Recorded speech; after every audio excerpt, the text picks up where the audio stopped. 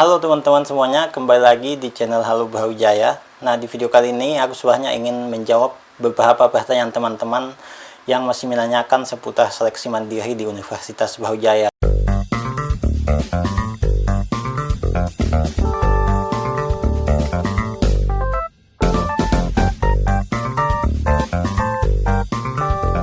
Beberapa video sebelumnya sudah banyak yang mengulas mengenai seleksi mandiri ini, tapi ternyata teman-teman masih banyak yang bingung. Saya lihat masih banyak banget yang nanya-nanya di kolom komentar mengenai hal-hal teknis seputar seleksi mandiri UB. Nah, di sini saya akan coba menjawab meskipun mungkin udah agak telat ya, karena seleksi mandiri UB gelombang 1 udah ditutup hari ini, tapi ini mungkin bisa jadi buat pelajaran buat teman-teman yang akan mengikuti seleksi mandiri di gelombang kedua.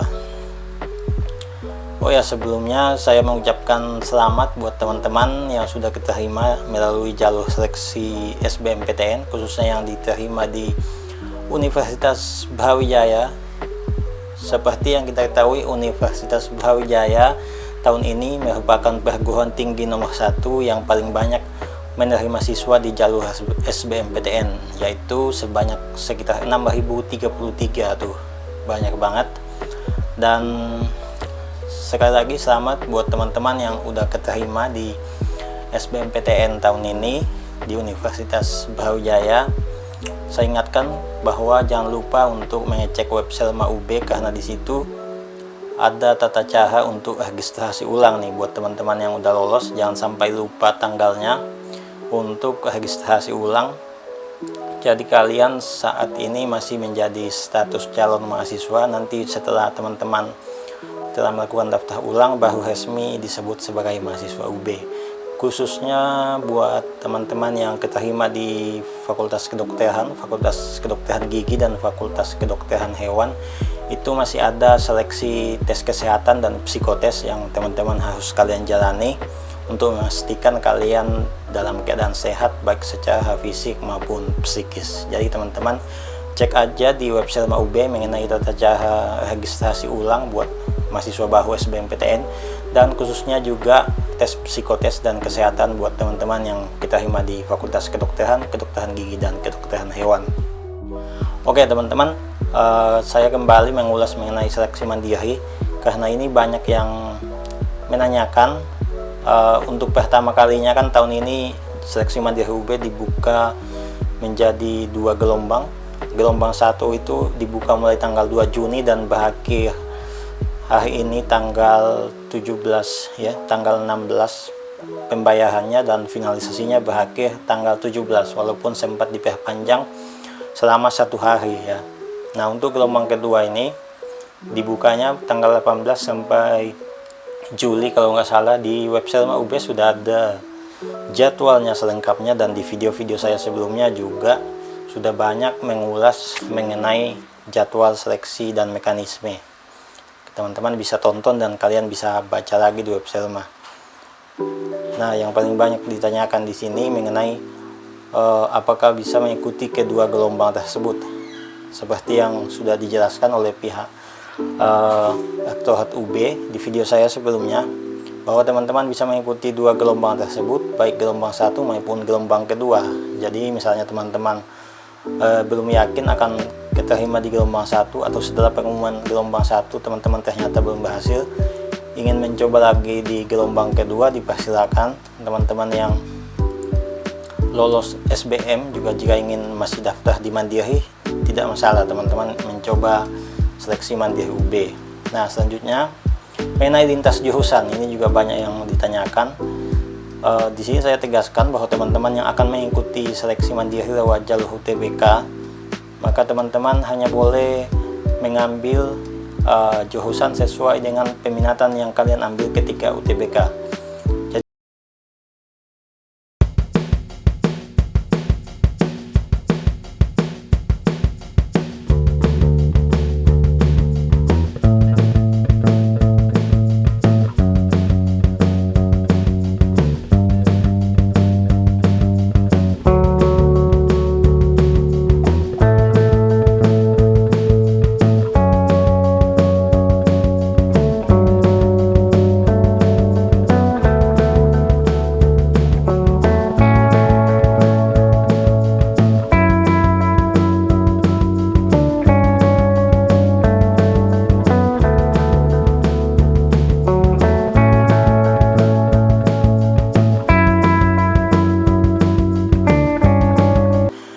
tetapi untuk yang IPS tidak boleh mengambil prodi IPA karena memang ketentuannya seperti itu. Dari prodi yang ada di UB, kalian bisa cek mengenai daftar prodi di UB, dan di situ sudah ada penjelasannya mengenai jurusan mana saja yang boleh masuk ke jurusan tersebut.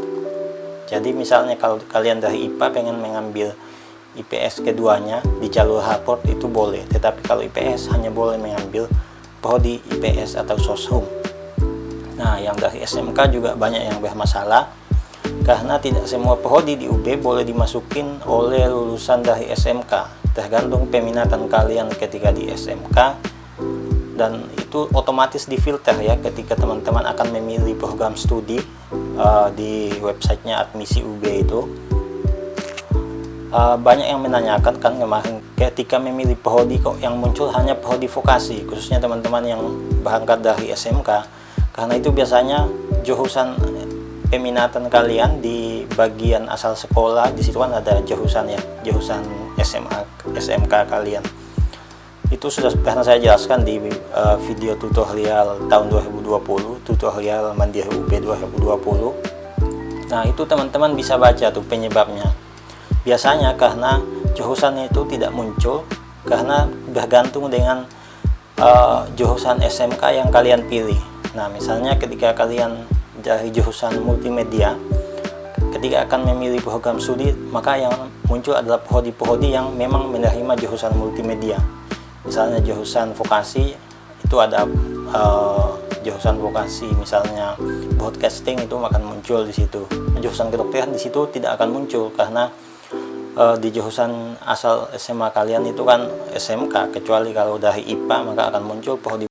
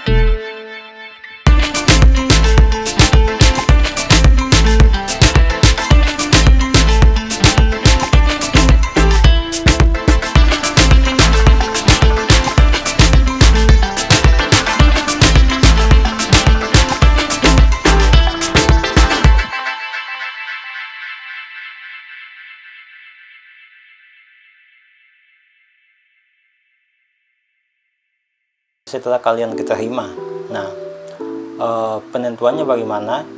Salah satunya adalah penghasilan orang tua kalian yang kalian input ketika mendaftar. Makanya teman-teman disarankan untuk memasukkan penghasilan orang tua dengan sejujur-jujurnya, karena itu akan nanti digunakan sebagai patokan untuk menentukan kalian akan dimasukkan di golongan UKT yang keempat, kelima, atau keenam, seperti itu.